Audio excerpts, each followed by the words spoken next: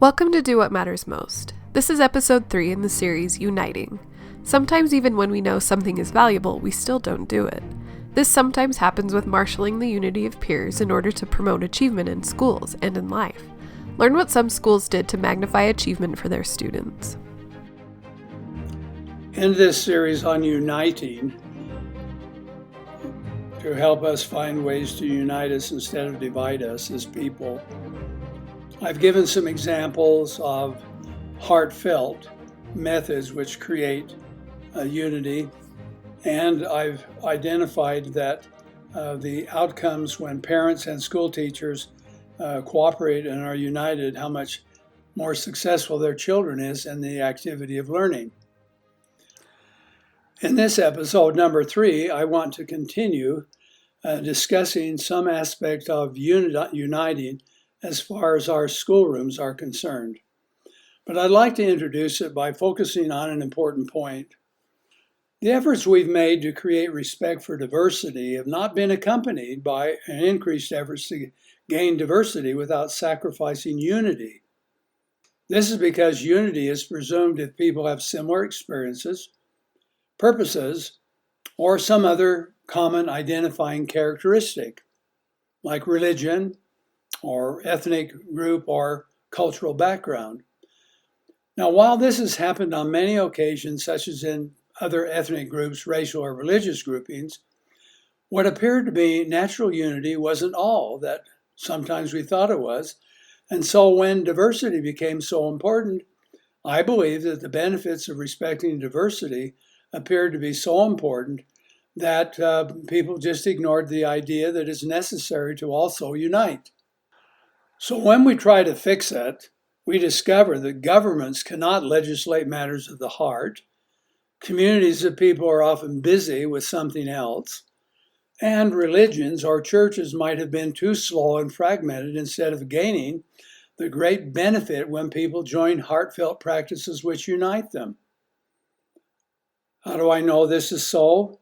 Well, you could find out virtually in many sources that many mainline religions are losing members, and organized religion is losing members all across our country. Why that? I think it has to do with the absence of unity or unity that people feel. Or it is absent of the heartfelt practices which unite individuals to other individuals. This has been true for many people in our society, even though we've experienced the remarkable results of unity created to fight and win wars. I remember reading about William Manchester's book on the Guadalcanal battle during World War II. And he said simply, this is not a direct quote, he said, "It was then I learned that men do not fight and die for God or flag or country. They fight and die for each other." And I believe those emotional bonds, heartfelt bonds, is by and large responsible for the successes of our armies and our navies and our air forces, just like they're responsible for the successes children have in school and other endeavors in their lifetime.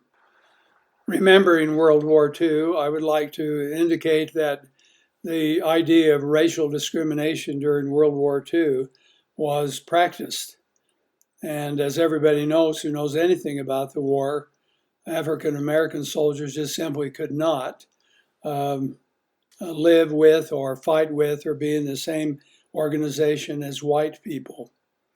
Well, the nation recognized that that simply was untenable, and after World War II, there was a lot of efforts made to end discrimination, starting with Dwight Eisenhower's effort to desegregate the schools. Now, the successes that were achieved were necessary for that to happen, I believe. But one of the problems was that sometimes those events did not capture the hearts and the feelings of the people who had to participate in them. But since then, we have made, in my opinion, great strides with much more to do, and everyone needs to participate to make it happen. Race does make a difference, but racism does not need to exist. So here's the question. Just how is it possible to gain increased diversity without sacrificing unity? And in fact, unify people because of greater acceptance of diversity. That's interesting. Can you do both? I believe the answer is yes. And the answer for me came from our children inside elementary schools. While training faculty and consulting with some schools around the country in an effort to promote greater achievement for all students, it was possible for me to see how a typical neighborhood elementary school is at least somewhat representative of the community from which they came. Many of our schools, for example, are faced with transient students who come and soon leave, racially diverse individuals, and they also have the usual conditions of diversity based on high and low achievement, gender identities, religion, and interests such as more modest cultural icons. Depending on where you live, in our schools there will be a group of jocks, tree huggers, artists, students with no particular identity, and there is great diversity. Now, my involvement with these schools was designed to find ways to improve social and emotional skills for children so they could participate more successfully in the classroom and improve their learning and achievement. This whole process was related to the way teachers manage the classroom to organize and maintain discipline, order, and focus their students. For the students, they all face some form of teacher leadership, how the curriculum is presented, and the influence of other students. This is known by almost all of us as peer pressure. Could all of these be harnessed to achieve the goal of unity amidst diversity? Well, my experience says yes, indeed, and the rewards are remarkable. Truly, truly remarkable. So I'm going to describe what we did and what the results were. Please note that what was done, we united the teacher and the students in the process of learning.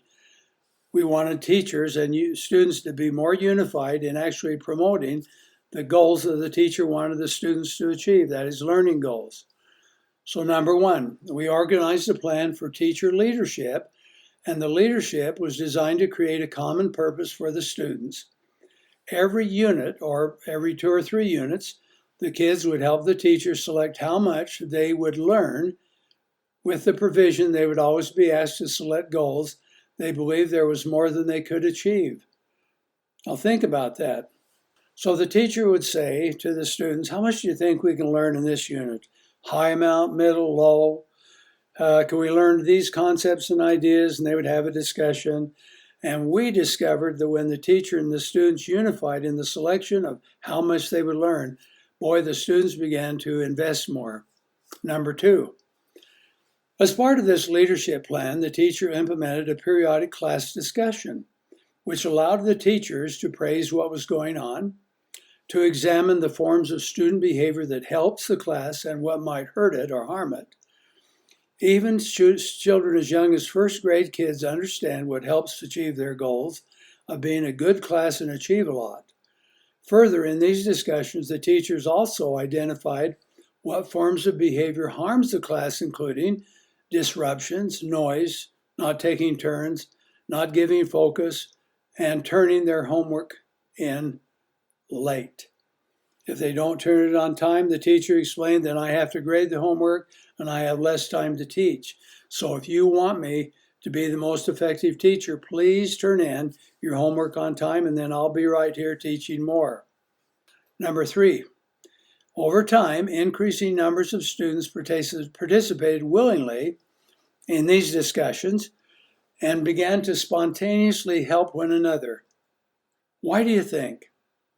Children just seem naturally to know that if someone is lagging, it's okay to help them. And so almost every student from one time or another was the helper, and another was the person who was receiving help. Some, of course, didn't need any help ever, and that was all right. They just helped others. That is, the emphasis on what helps and harms the class motivated students to help one another learn. It wasn't just to obey and be quiet, it was to help them learn. After a month or two of this classroom experience, teachers reported the students started sitting together in their school assemblies and making sure that everyone was included in games and activities during recess. Now imagine that you could actually get that to occur instead of all the rambunctious, chaotic stuff that goes on during recess. We have some students are making sure that each other's included. Now the hallmark effect of this approach is to unify the teacher with the students and the students with each other, and it came in many of the classrooms where teachers implemented this approach. Well, it was then when the students themselves did something truly revolutionary. The students said, "We can do more. Give us more to do." I actually videotaped a fifth grade class which demonstrated that, and on that day that the little boy said, her name was Mrs. Rasmussen, "Mrs. Rasmussen, we can do more. Would you please give us more to do and to learn?"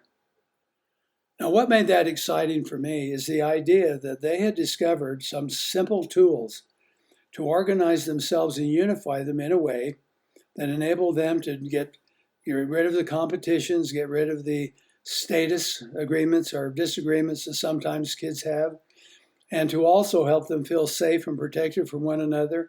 And so when they walked into the classroom, the emotional environment was positive. They also realized that every single student was included and involved, which you might know if you've ever attended a typical class, that several students from 1 to 5 or 6 in a class of 25 will feel isolated from the other students from time to time, and most students will at one time or another. Well, while they feel isolated, they also tend to feel uncared for, and they have a tendency to be less productive when that's true.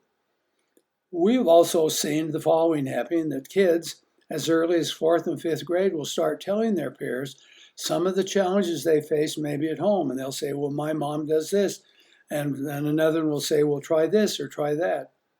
Now imagine 4th graders doing that with me just for a minute. First of all, the one child feels okay to say to some friends they're unified with, "I'm kind of having, my mom makes me does this and makes me do that," or "my mom is unhappy," or something. And then these 4th graders actually help. They give advice or suggestions for their own home. Here's another thing we began to see. That some kids began to introduce others to things that they did outside the classroom that was interesting, like reading a certain book. They would tell their friends about that in school. They would also talk about games they had played at home or with other friends, and pretty soon there was kind of a little social community created in these classes. It was amazing to watch, and it was amazing to watch how different ones would walk together out of the classroom, and there were no cliques. And there were other evidences of the benefits, true benefits of uniting in this fashion.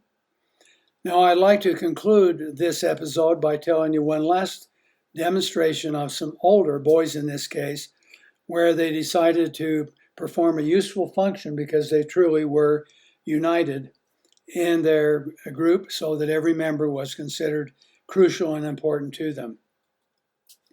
These are a group of Explorer Scouts. They were 16 and 17, and 1 or 2 were 18. And of course, they attended and they participated in a lot of outdoor activities and activities which brought them together and gave them all a chance to do something together. They had a lot of discussions. They went and had a lot of meals together, ate a lot of ice cream and other kinds of goodies. Well, after they'd done this for a while, an interesting thing took place. A young man had been brought into their community who was in a foster home, and he had not had the kind of background that most of these boys had, and so there were some risks for him and some risks for them. So their leader got the whole group together. I think there was 14 or 15 of them, sat them down in this room and said, "Here's the situation. We can get together and help him. We can ignore him. We can just go about our own lives. Let's talk about what you think we should do." Well, as it turns out, they elected to do something to make sure he was included. And so they divided up into teams. And one team of 3 would invite him one week.